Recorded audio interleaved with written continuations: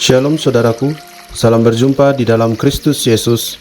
Semoga saudaraku dimanapun berada dalam keadaan baik dan sehat, senantiasa di dalam lindungan Tuhan hingga saat ini. Sebelum kita memasuki renungan kita hari ini, mari kita berdoa. Tuhan Allah Bapa kami yang bertahta dalam kerajaan surga, Allah Bapa yang memberkati dan mengasihi kehidupan kami, sumber segala berkat yang melimpah bagi hidup kami hingga saat ini. Terima kasih Tuhan untuk anugerah Tuhan senantiasa memelihara hidup kami. Bapa, hari ini kami kembali akan merenungkan firman Tuhan. Buat kami mengerti Tuhan dan mampu melakukannya di kehidupan kami. Terima kasih Tuhan, ini doa kami. Dalam nama Tuhan Yesus kami berdoa. Amin. Saudaraku, bahan renungan kita hari ini diambil dari Markus 10 ayat yang ke-45. Demikian firman Tuhan. Karena anak manusia juga datang bukan untuk dilayani, melainkan untuk melayani dan untuk memberikan nyawanya menjadi tebusan bagi banyak orang. Saudaraku, di dalam kita berkehidupan, baik dalam pekerjaan kita ataupun berusaha, tentu ada di dalamnya kata melayani. Apakah kita sebagai seorang karyawan yang melayani atasan kita dengan melakukan tugas tanggung jawab kita sesuai prosedur kerja, atau kita wirausahawan yang melayani pembeli ataupun orang yang datang ke tempat usaha kita dengan baik? Tentu kita akan melakukan hal terbaik untuk mendapatkan hasil yang baik juga. Namun, pada faktanya saudaraku, banyak orang belum memiliki hati untuk melayani. Apalagi terlebih bila keadaan berubah, yang dari tadinya adalah bawahan menjadi seorang atasan yang sudah memiliki kelimpahan materi dan berkat dari hasil jerih payah dalam bekerja. Tentu untuk kembali menurunkan egonya, menurunkan gengsinya, mau melayani bawahannya, itu adalah hal yang sulit. Begitu juga dalam kita berusaha pun, ketika usaha kita berhasil, tentu rasa melayani kepada pembeli mungkin akan berkurang baiknya. Apakah itu kita merasa butuh atau tidak butuh pembeli datang ke toko kita, atau kita merasa sombong bahwa usaha kita sudah sukses? Semua itu adalah hal-hal dosa yang diinginkan iblis terjadi bagi kehidupan kita ketika kita tidak mau merendahkan hati kita untuk kembali melayani. Saudaraku, kita dalam perikop ini diingatkan kembali bahwa Tuhan Yesus saja mau datang ke dunia ini untuk melayani, bukan untuk dilayani. Bahkan lebih daripada itu, Tuhan Yesus memberikan nyawanya menjadi tebusan bagi kita atas dosa dan pelanggaran kita. Mari kita teladani dari sikap Tuhan Yesus ini bahwa Ia mau menanggalkan kehebatan dari surga untuk mau melayani umat manusia di dunia ini, sehingga banyak orang terselamatkan dan ikut kembali dengan Tuhan Yesus dan bersama dengan Tuhan Yesus di surga kelak. Pahami saudaraku bahwa hanya kehidupan yang dijalani untuk orang lain yang layak kita jalani.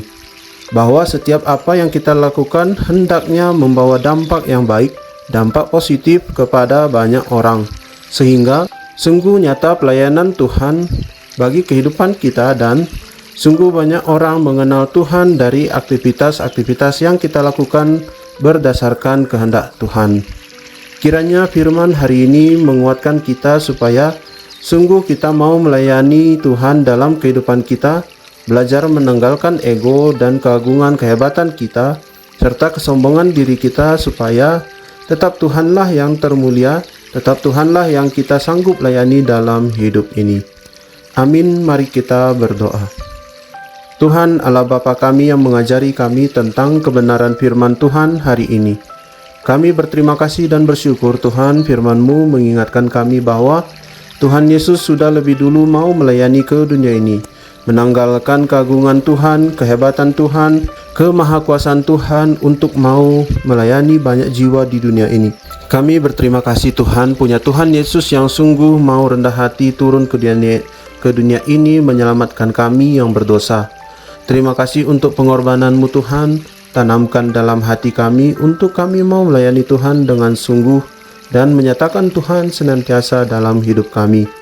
Terima kasih Bapa di surga, kami berdoa untuk bangsa dan negara kami. Kiranya Tuhan Yesus terus sertai perjalanan bangsa dan negara kami. Boleh terjadi perubahan ke arah yang lebih baik hari demi hari. Tuhan yang pakai pemerintahan dari yang tertinggi hingga yang terendah, supaya mereka sanggup menjalankan tugas tanggung jawabnya dengan benar dan takut akan Tuhan. Kiranya Bapa, setiap program perencanaan pembangunan yang sudah direncanakan dapat berjalan dengan baik dan dapat berdampak bagi banyak orang, supaya rakyat-Mu Tuhan boleh kembali hidup sejahtera. Terima kasih Bapa, kami juga berdoa untuk gereja-gereja Tuhan di Indonesia ini. Biarlah Tuhan yang pimpin gereja-gereja Tuhan di Indonesia ini. Pakai setiap jemaat Tuhan, hamba Tuhan, pendeta, majelis, pengurus, supaya saling bahu-membahu menyatakan pelayanan mereka bagi Tuhan, sehingga banyak orang terselamatkan, mengenal Tuhan Yesus dan menerima Tuhan Yesus sebagai Tuhan dan Juru Selamat. Engkau juga berkati gereja Tuhan yang masih dalam proses pengurusan perizinan ibadah.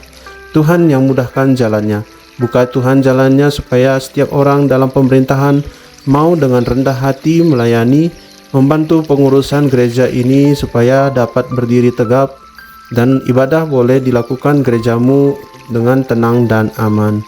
Terima kasih Bapa, kami juga berdoa ya Tuhan untuk pekerjaan dan usaha kami. Terus Tuhan tambahkan berkat dan rezeki dalam kami mengusahakannya, sehingga dengan itu Tuhan tercukupi segala kebutuhan kami dan juga kami boleh berbagi untuk sesama kami yang membutuhkan.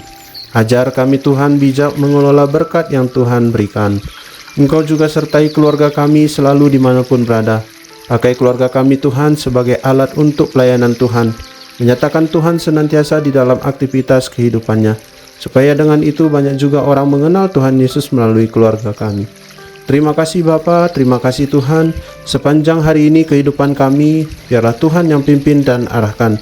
Kemana kami harus melangkah, Tuhan yang bawa kami, sehingga hidup kami tetap di jalan Tuhan, dan hidup kami tetap senantiasa mempermuliakan nama Tuhan.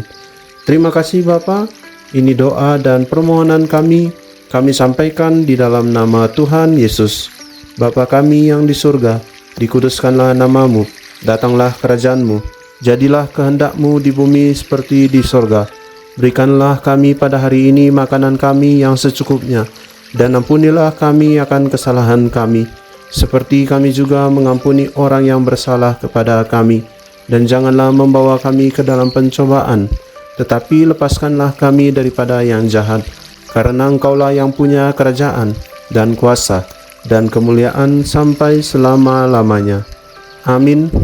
Terima kasih saudaraku sudah mendengarkan renungan hari ini. Kiranya Tuhan Yesus senantiasa menolong dan memberkati kehidupan kita. Sampai jumpa pada renungan berikutnya. Shalom, Tuhan Yesus memberkati.